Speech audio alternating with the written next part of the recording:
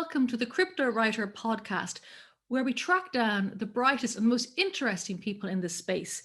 Today with me, Jillian Godsil, I'm joined by co-founder of Upland with Idan Zuckerman. Idan, thank you so much for joining the video and podcast.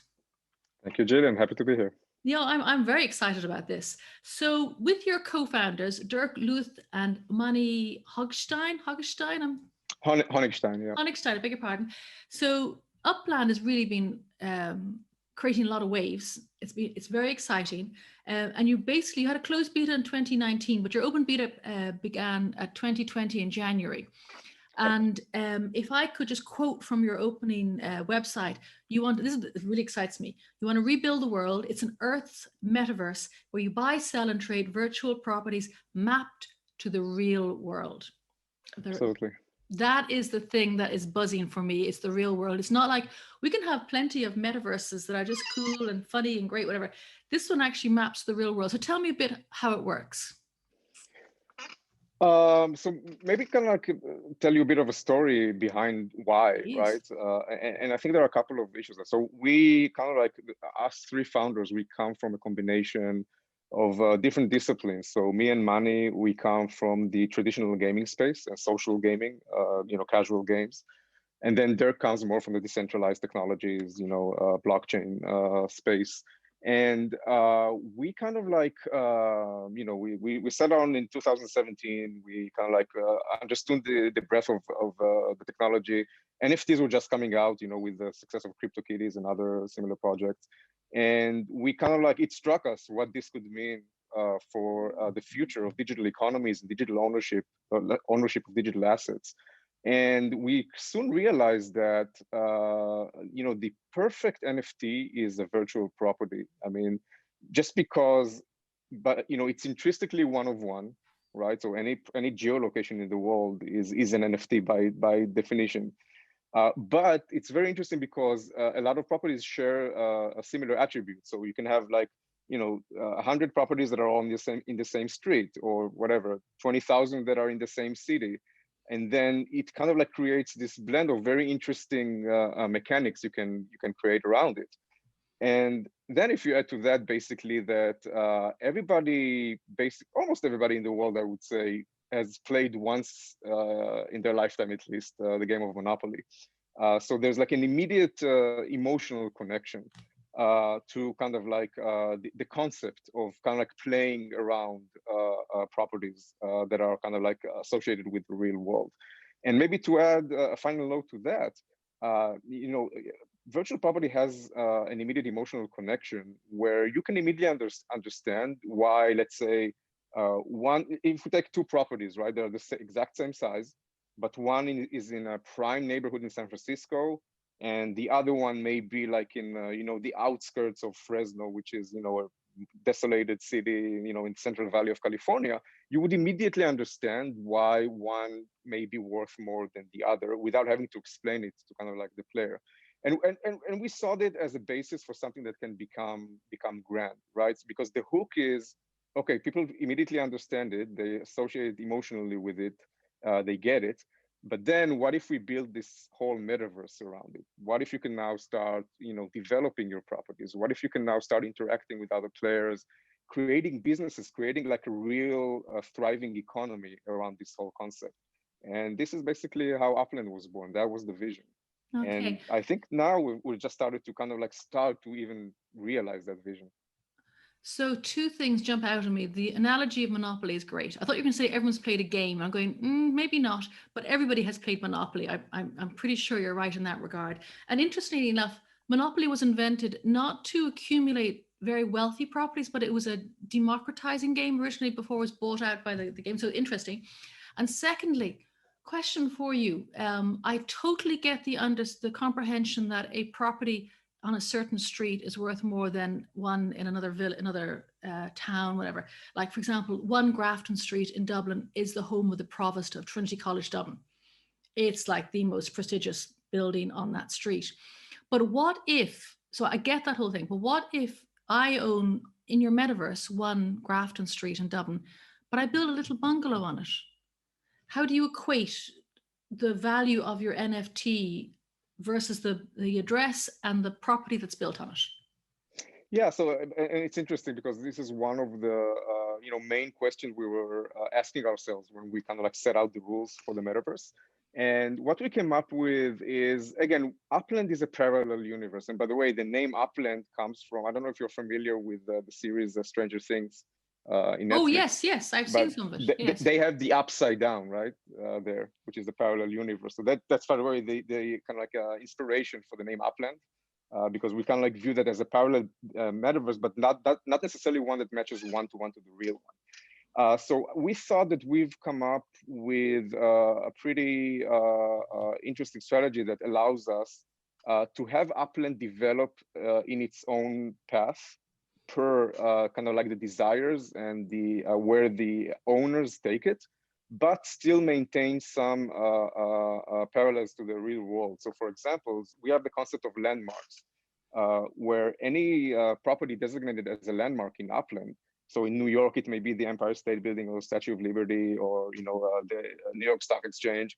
In San Francisco, it could be the Transamerica Pyramid or the Golden Gate Bridge, or other prominent properties. So whenever these properties get built, they have to match the real world. So what we're going to have, we're going to end up with a metaverse that has the visual signature of cities with their important landmarks, but then anything around that may evolve the way that the owners see fit.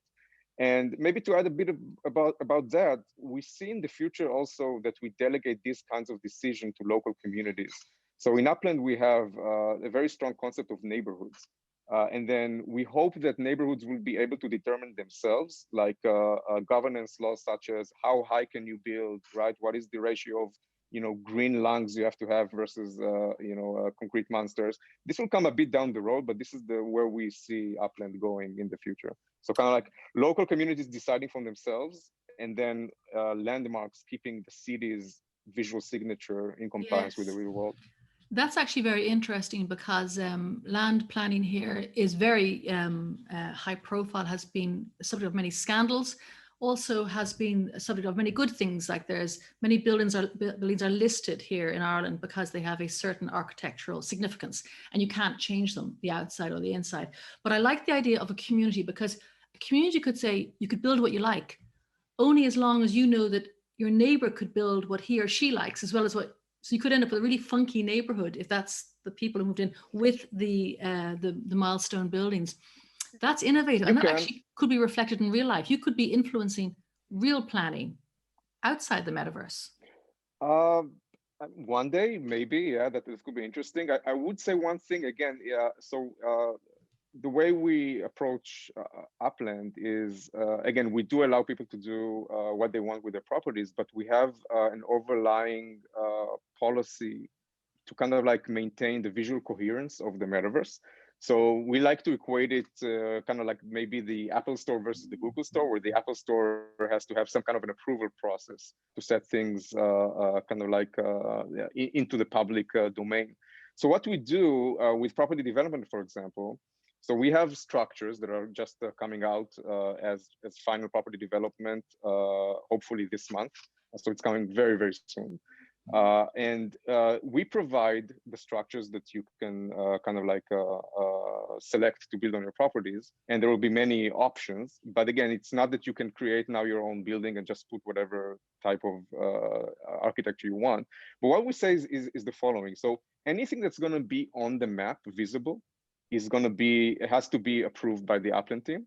So we provide the structures, and then if we talk about, for example, outdoor decor items, which is, by the way, one of the first businesses to launch in Upland. So if people want to build, manufacture statues or fences or street lighting or whatever comes to their mind, they will have the opportunity, but their outcome would have to go through an approval process with Upland. So we kind of like, we're going to work together with the business owners to make sure, again, there's like this visual coherence, and there's nothing that's NSFW or something offensive outside on the map. But then anything inside home, so once you're able to designate your home address in Upland and you have your own 3D home experience, it may start out as 2D, but eventually we imagine these like experiences in homes where you can hang NFTs from outside of Upland and display, everything you've accumulated in your home. That would, at that point, we're not going to curate or approve any of that. So What happens inside your home in Upland, totally up to you. We may have to put a warning. So if there's anything, kind of like NSFW, we may put a small warning that this, please accept that I am 18 or over when I walk into the home. But then basically you're in charge of your domain, but anything outside that's on the map would be would be subject to an approval process by the team. So that might make sure you don't have these homes with loads of gnomes, garden gnomes all over the place. They wouldn't be allowed on one of the main streets. Okay, so it's the real world, and this is what really excites me. How many places have you set up? How many cities are represented in Upland so far? This in America so far, isn't it? Yeah. So currently we have two hubs. One is on the West Coast, with the main city being San Francisco, and one in the East Coast, main city being Manhattan. But then again, when I say hubs, it's each location is more like an ecosystem.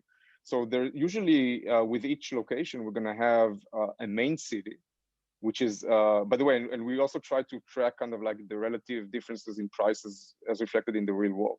So the main city would usually be expensive to get property and live in. And then we're going to have a starter city, which is usually more remote, more chill, and has much more affordable housing. And we use those cities to onboard new players and kind of like get them to kind of like get a taste of the metaverse before they decide that they want to commit more time and more funds into the game. And then there are mid-tier cities as well. So for example, on the East Coast, we have Manhattan, and we just opened Brooklyn as a mid-tier, and we're soon going to open a starter city on the East Coast as well.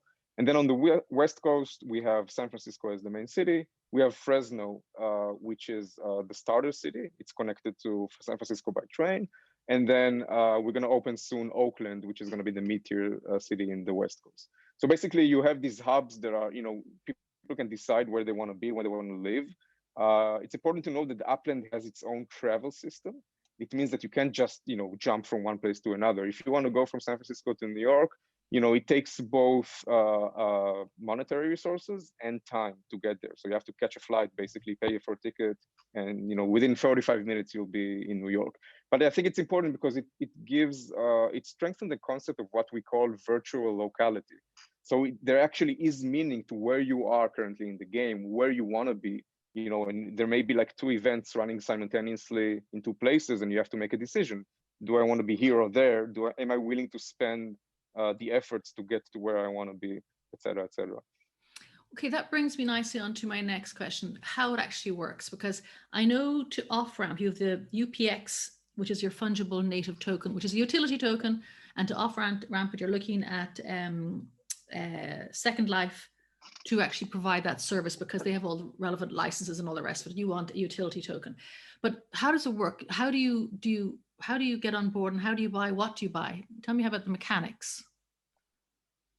I mean, are you asking technically or no, like, as in, sorry, as the experience. So I want to go sure, and buy in a starter city. Yeah, yeah. So actually, we've come, so again, I'm going back to our experience, from the casual gaming space, and one of the most important things, with a couple of important things that we wanted to achieve with Upland. One, we absolutely know that you had to offer kind of like a free-to-play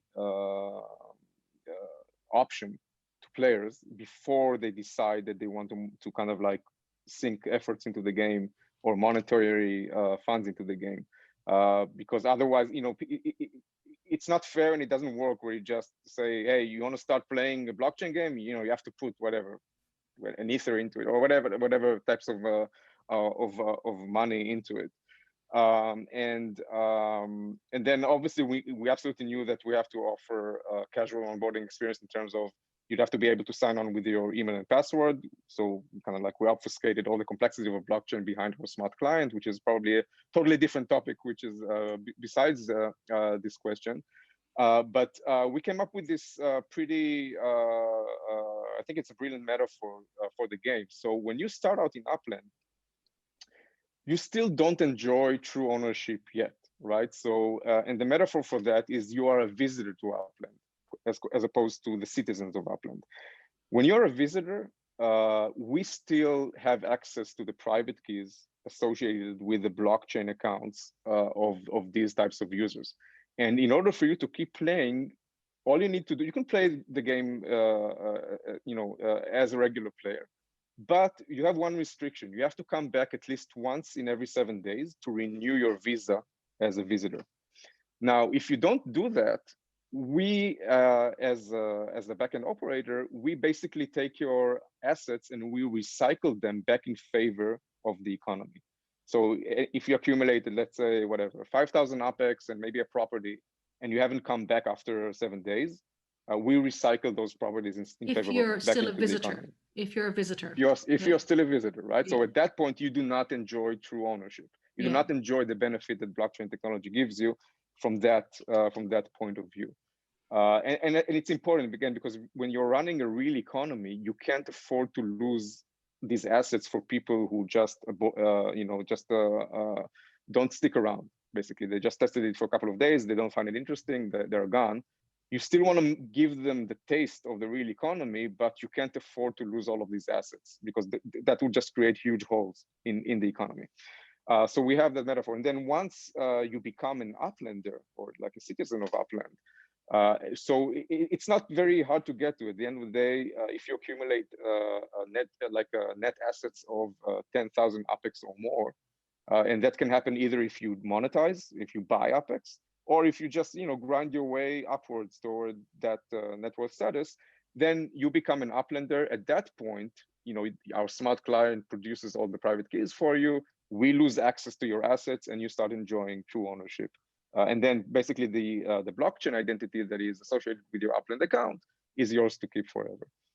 So the visitors who come on originally, they can earn tokens, is that right? They can earn what do they do? They play games, or do they? I think there's treasure hunts and stuff. So I think there are a couple of layers to that. So first of all, when you buy property in Upland, you start gaining earnings on those properties. So it's kind of like how do you buy property? Get. Do you need to use fiat to buy property, or? No. So everything is done through UPEX. Okay. So I can buy UPEX from the store in the game, and then I use UPEX to either mint new properties that are not on the blockchain yet, or buy off the marketplace from other players. So one caveat is that as a visitor, I can't participate in the marketplace yet, because that would create incentives for multi-accounts and fraud and stuff like that. So as a visitor, I can only mint new properties and not buy them off the marketplace.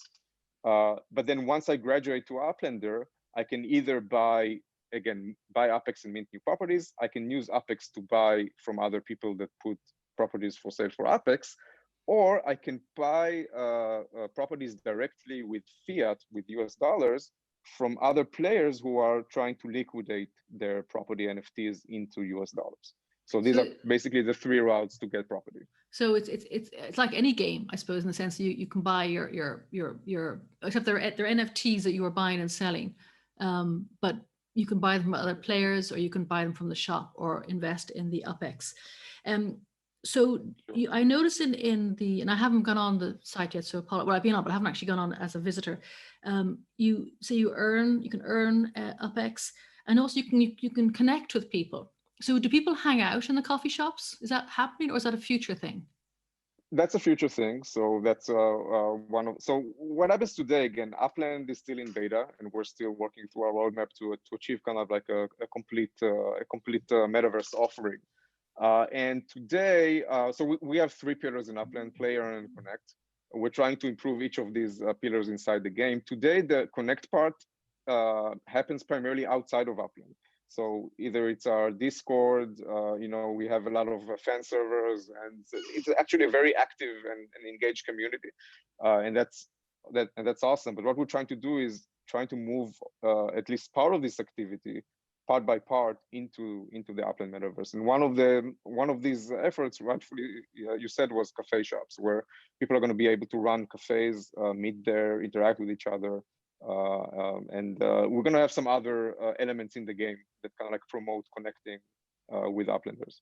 So today, basically, the only connect part is done through the marketplace inside the game. Okay, but I say it's in beta, so it's growing all the time. How many people are on the site so far?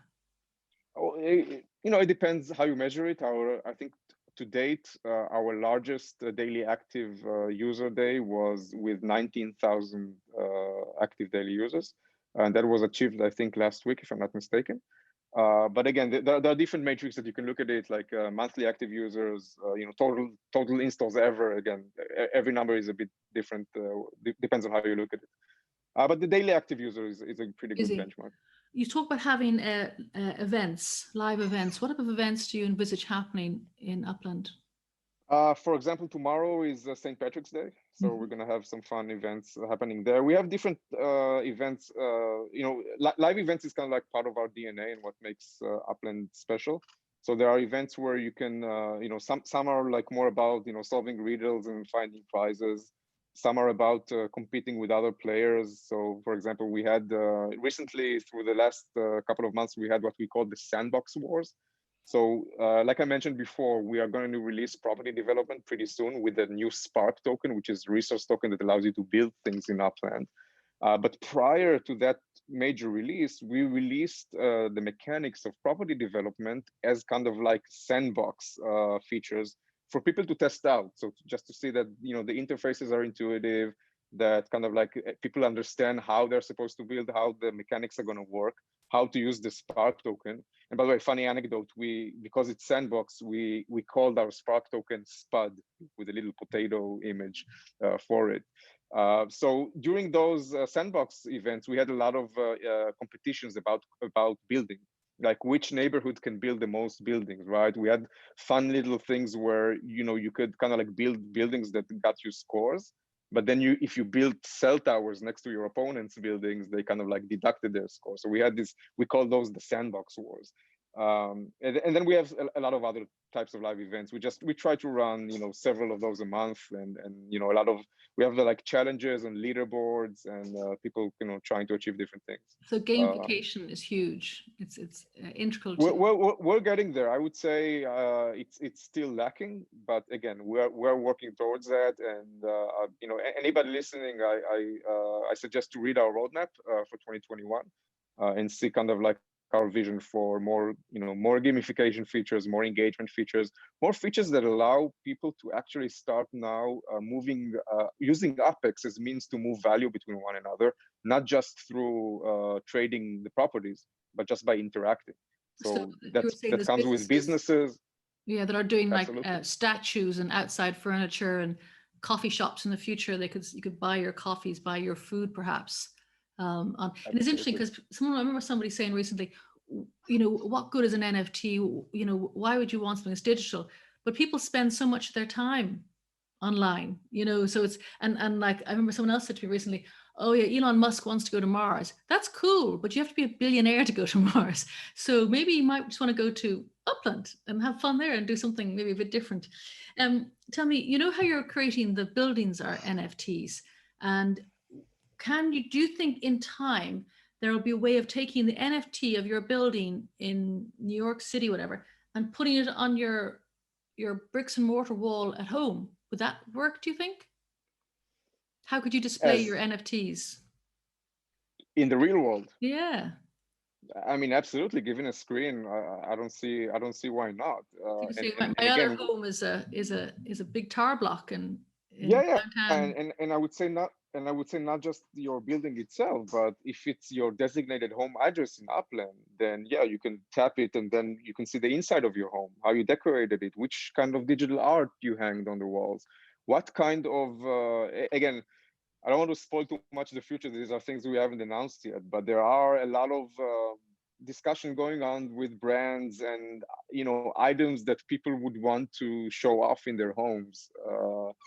As this whole NFT market is exploding, and what we say is, again, you have all this NFT space, and NFTs today, they live kind of like, I don't want to say miserably, but in the dark corners in whatever OpenSea or these marketplaces, right? And they're just there. Upland is going to be the place where we're going to give utility to all of these NFTs. So it's not just a gallery there. I want to open an art gallery there. Absolutely, absolutely. So one of our businesses that we're opening is called an NFT gallery, which means this is a business where you're going to be able to bring, hopefully pretty soon, almost any NFT out there that people have ownership of. You're going to be able to bring it into Upland, either just display it, but also run it as a business. If you want to run a gallery, and you're going to be able to sell it to any other Uplander. And that Uplander that would buy the art that you are displaying, all they had to do to get there into enjoy true ownership would be just sign up with their emails and passwords, right? You don't have to manage your identity. You don't have to manage your private keys. All of that is done in our smart contract, still in a way that kind of like doesn't give us access to your digital assets. So it's totally safe and secure.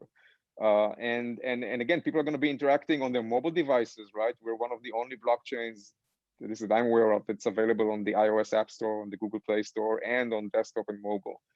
So we are really primed for mass adoptions. And I think the ease of the way that people are going to be able to just get into the metaverse, get immersed in it, even if it's just with their mobile devices, and then find these galleries that you are going to run, and find like exciting new digital art, and then just being able to buy it with a click of a button and truly own it. That is some significant innovation. And I think a lot of people that look at Upland don't necessarily realize that just now, but they're going to realize it once it's live, and these things are coming like really soon. What about bookshops? Could I do? Is that too old-fashioned? Bookshop, do people Absolutely. read So books?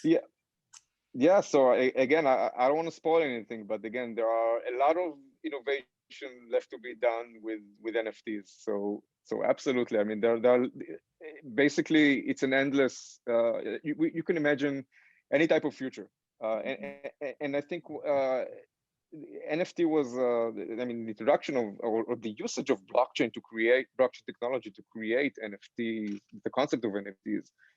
I think people underestimate the kind of like the grandiose of this advancement, right? And digital items are not going to be the same as they were 2 years ago. And I think that's a very exciting future for the entire space. I think your killer piece. I mean, there's a lot of killer aspects to Upland, but I think it's the parallel to the real world that excites me. I can't wait. When are you going to do Ireland, or when can I buy some property in Ireland? Is that on the roadmap? So yeah, so we're going to open up our first international city this year. I can't say that it's going to be Ireland or Dublin or London, something like that. Paris. I think I'm gonna say one thing again. We from the earliest days, we've taken the responsible kind of like role of making sure that the economy is stable. So what that means is that we can only open new locations as the economy scales, in terms of how many people are there, how many how engaged are they, how much are they getting back, how much value are they putting in from the real world. So again, we're in it for the very, very long term, not for the short term. We're all, by the way, all three of us are like seasoned entrepreneurs, right? We're trying to build something incredible. And, especially judging with some other projects, right, today out there, it would have been really easy for us to just open the entire world, and it would, we would have probably made a lot of money. But that would not be sustainable for the economy, because then what we'd be doing would be overflooding the market with the supply versus the demand. So we try to keep the supply always on par with the demand, with the mission to keep the economy stable. And that's why we can't just open any city up for play. It has to be gradual as the economy grows. So hopefully, eventually, we'll get to the point where Dublin is absolutely open, but then hopefully the rest of the world is. I think it will take several years to get there. Yeah. Until then, we're gonna do it in a very, very responsible way. That just make sure that the economy is stable. Yeah, I'll settle living someplace else. I don't mind. No, that is so amazing. So finally, just in terms, going back to your question, then two questions actually. One is, you said the sort of mid-tier starter homes. What kind of price are the properties going for? Have you got? Give me a ballpark, just so people. Yeah, so it very much depends on the city itself. So when we're talking about starter cities, the cheapest properties usually are something like 1,000 APEX, and that's kind of like that's equivalent to $1. So the APEX is 1,000 APEX for $1 at a kind of like at a constant rate that doesn't change if you buy APEX, right? And then and again, the most expensive property we have sold up until now in Upland was the New York Stock Exchange in Manhattan, and that was for 23 million Apex. So that's the equivalent of $23,000. So that's kind of like the bottom range versus the top range so far in Upland. And again, by the way, this was not how we priced it, but that was how the market priced it. And how do you sell property? Is it by auction or private sale?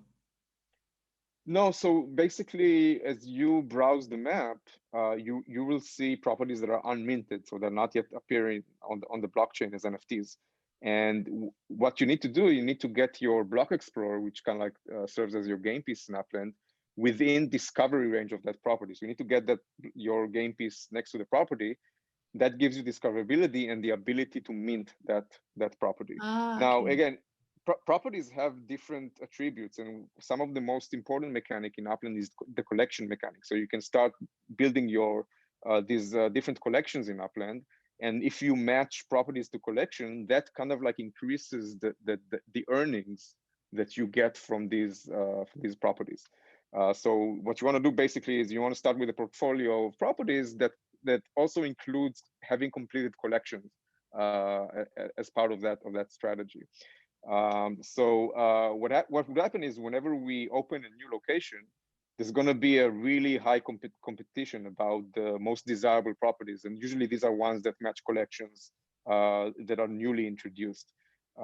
So again, I would say if you go to Upland today, you're going to have a lot of opportunities to mint new properties. But the really desirable ones, I would say, you probably want to do that, but then also stay tuned to kind of like the next city release where you get an opportunity to maybe mint some collection-based properties, etc. And so if a new city opens up, if you happen to be in a different city, you have to travel there. You have to buy your ticket and catch your plane. And wow. Yeah. I love this. See, it was somebody who said to me, actually, it was Daniel Dahl Steinberg, who was an interview, a subject of mine recently. And he said, yeah, Elon Musk wants to go to Mars, but I'd be quite happy to go to a metaverse and hang out in a place that I like. And one of my friends, yeah, it's a different way of thinking, but it actually makes sense. Especially if we're all grounded again. Yeah, and I think one of the other appeals of having the metaverse tied to the real world is the natural way that we can pull now real world brands into the metaverse, right? So again, I don't want to mention specific names so people won't speculate about what kind of brands we're going to bring in, but I mean, imagine just by the way, this year we're going to introduce cars into Upland, right? So you don't have to take necessarily a plane or a train, but you can also use your private car. And then cars are also going to be used for racing as kind of like a mini game within Upland.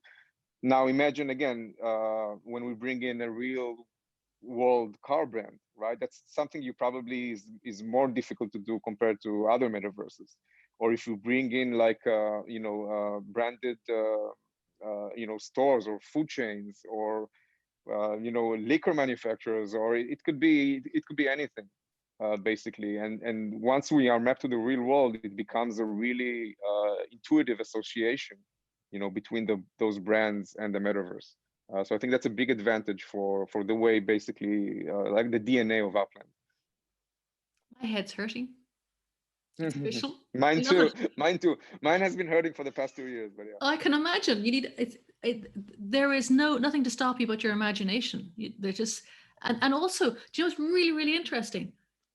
Is that you're taking it from, so although it's your imagination, it's a parallel universe. So you're not trying to reinvent a dystopian modern technology or world or whatever, it's this world and metaverse and hopefully making it better. Yeah. Wow. And I think again, COVID was awful, but I think what it has demonstrated to humanity is that there can be a type of life or a type of time spent in a virtual settings. I mean, that's what we're doing right now, right? Yeah. And this wouldn't have been I think just the whole joint experience that humanity undertook right now, I think that by itself strengthened the whole notion of metaverses and people's now acceptance of trying out to spend time in metaverses. I think that's a huge uplift. I'm speechless. Doesn't happen very often, Idan, but I'm very, very impressed. Wow. Do you know what I have to do? I've got to go off and play there and come back and interview you again as someone who's actually been in Upland. At the moment, I'm looking in and my head is hurting. I need to get in there, and then. So my tip to you would be absolutely do that, but make sure you also check out our Discord. We have a lot of enthusiast community members who love to help out new players. And then there's a lot of content out there created by players, podcasts and, YouTube videos and tutorials. Check that out, because then you kind of like, there's a big, so it's hard to understand by just, playing for the first time Upland. But let's say once you listen, let's say for the Apex podcast, which is one of the prominent podcasts that covers Upland, you start to understand why people are excited about Upland. And that's pretty awesome to see. So if people want to find, myself included, where is that? Is it on YouTube, or is it in the Upland podcasts, or where is it? No, so sorry. So the Apex podcast is completely community driven. We don't control it, and I think you can find it in any, all Spotify or YouTube or whatever platform that podcasts run. I just gave it out as one example. There are many other community projects, and I apologize if I'm not shouting out. No, just to go looking, and start to listen to people who are in there, and it'll make sense. Wow. Well, thank you so much for your time today. I'm very, very interested, and I know I'm waiting for Ireland to come on stream, but I could live in London, I could live in Berlin, I could Boston, I could do something there. Hop over to San Francisco. It's beautiful, all time of the year.